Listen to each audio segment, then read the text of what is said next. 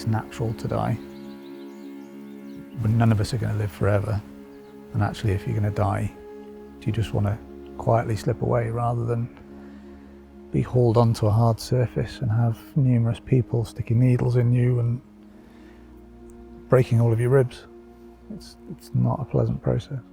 And certainly during the pandemic, it was horrific. When we were wearing the full PPE, I went to any number of cardiac arrests and had to give bad news to family, and all they can see is my eyes, which they probably couldn't see very well because I was covered in sweat anyway. That was just utterly inhumane. It was awful. Trying to have that conversation with people when they, as I say, all they can see is your eyes. You're just a faceless person in a white suit.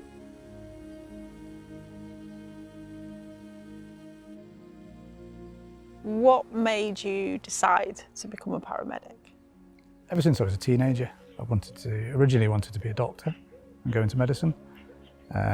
Things didn't quite work out, but then had some life changes later in life and went back into a medical field.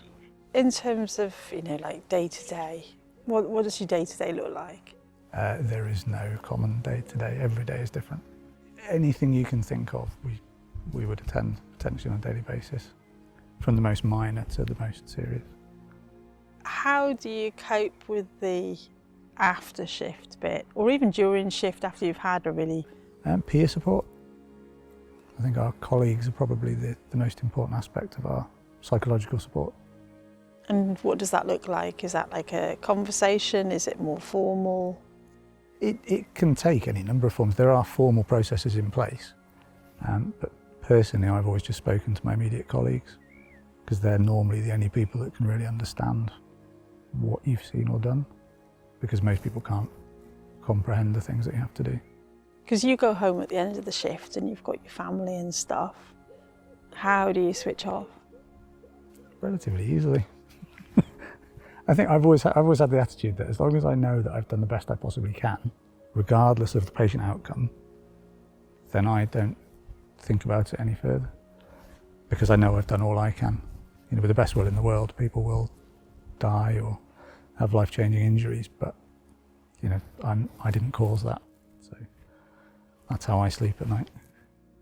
And then we're talking here about talking to quite a few different people, different examples of what matters most when it comes to end-of-life care. I mean, you must see all sorts of different things, different situations when people are facing end-of-life care. What do you think matters most? The patient, the person.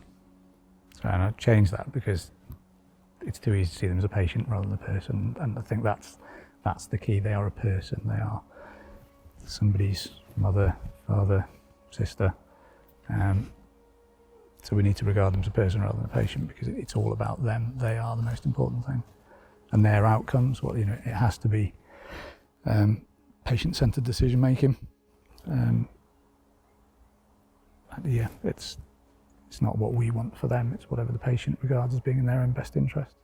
What do you think is a good example of, say, you're called out and somebody is end of life? From your input and the patient's input, what do you think the best case scenario in terms of that situation is? If you're able to put in place everything that patient would like to make them comfortable. What does that look like? To give you an example, a fairly recent example, we went to an elderly lady who had been told that she'd got end-stage heart failure. She'd been told at previous hospital admission that she was not suitable for any aggressive treatments because she wouldn't survive. She didn't have any of the appropriate paperwork or care planning in place. So it was up to my colleague and I to sort of initiate that process, because although she was very unwell, the fact that they'd said that she wasn't going to have any aggressive treatment at hospital made us believe that that wasn't going to be the most appropriate route for her. So we then contacted the GP out of hours service, because we can't put in place the various bits of paperwork that need to be done. GP out of hours attended, put a do not resuscitate order in place, and then also carried out started to formulate an advanced care plan with the appropriate end-of-life medications for the patient. That sounds like, you wouldn't normally expect that paramedics would be involved in that sort of work. Do you find that you're getting more and more involved in that side of things as well? Yeah, I think as the NHS has become more stretched, I think paramedics are taking on more and more roles, because very often, particularly on a weekend or out of hours, overnight, there aren't many other services available for these patients. So yeah, we do get involved in these situations quite regularly. And you mentioned out of hours. From my own personal experience, that for us was incredibly traumatic. It was very difficult to get hold of anyone. Do you find that you're getting more out of hours calls? I wouldn't say more. I think we've always had these out of hours calls for patients who find that they have no other avenues for healthcare during those hours. We are sort of the fallback option for everybody. And is that difficult in terms of, there's not always the paperwork there, or there's not always the staff or the people to liaise with in the hospitals at that time? Yes. Even if we liaise with the GP out of hours service, it's not the same as liaising with the patient's own GP, because there isn't that continuity of care. They don't know the patient, so it can be problematic, and I think it's been proven that without care planning in place, these patients very often are admitted to hospital inappropriately or receive inappropriate care. And where do you see the patients and the family in that whole planning situation? They're key to it. The patient is key to it, because everything revolves around the patient. But it is important to involve families as well, because if, as an example, if the patient loses mental capacity and isn't able to make decisions for themselves, then, if there is no official lasting power of attorney or anybody else, any close family members, we have to rely on substitute decision makers. The earlier that you can have these conversations, the better the eventual outcome is.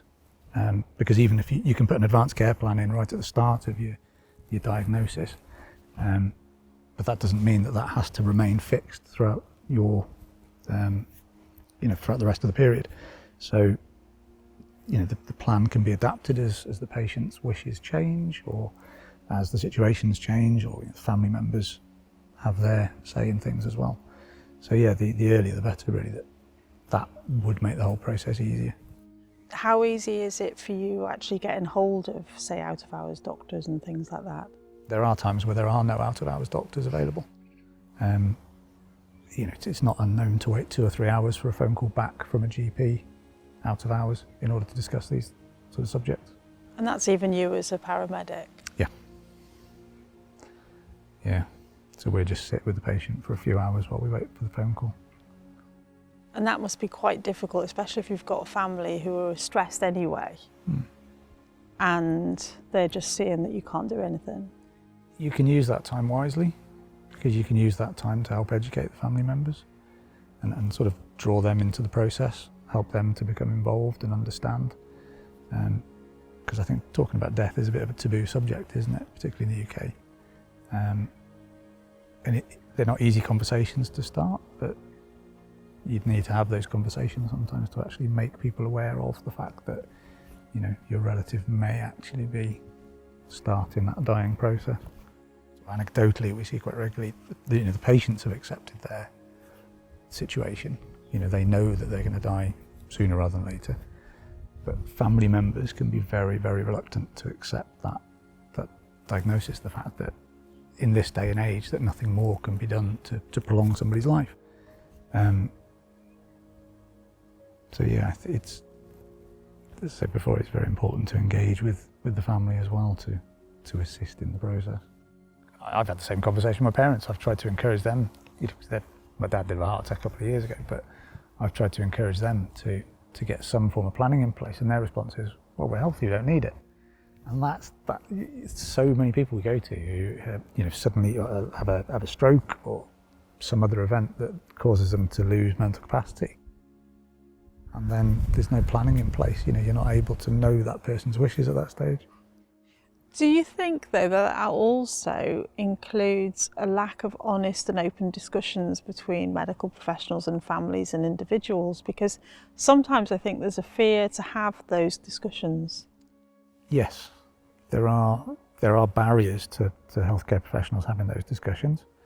And I think something that people have said for a long time now is that you never get to see the same GP twice. And again, that's another big issue, isn't it? It's a far wider issue that we can't talk about here, but that's one of the barriers that GPs certainly struggle with is not knowing their patients and patients not feeling comfortable enough to bring up that subject. And sometimes it's like, you've got to just be open. It's like using that euphemism instead of dying or death and saying passing away and things like that. And the amount of times you hear people saying, oh, you know, they passed away quietly, or they passed away surrounded by family. They make it sound like it's this very gentle, and sometimes it's brutal, and sometimes it's not like that. And it's not always like that because perhaps things are not in place that should be in place. So I think an honest and open dialogue is essential. And with the pressures of primary care at the moment, 10-minute appointments. 10-minute appointment is not long enough to have those discussions. So it's finding the right time and the right place to have those discussions. And I think that's something that could be implemented. Certainly if it was highlighted nationally, people might take more time to have those discussions. Is there a moment when you're called and you arrive at somebody's house or wherever it is, and you know, yeah, this is the end? It can be a very difficult decision to make because there is no definitive cut-off point, particularly with certain illnesses. They have different illness trajectories, and I've seen it any number of times where a patient is supposedly at the end of life and you think that, you know, they are going to die imminently, and they don't. They just seem to pick up and carry on. So no, it's a very difficult thing to try and predict when somebody's at end of life. So from my point of view, when there is a lack of that care planning, that then muddies the waters even further, because you're trying to make the decision as, is this person at that stage yet where they need things implemented, or is this just a minor hiccup and they're going to recover from it? So given that we've had a pandemic and we're an ageing population, do you think that end-of-life care is going to become even more important?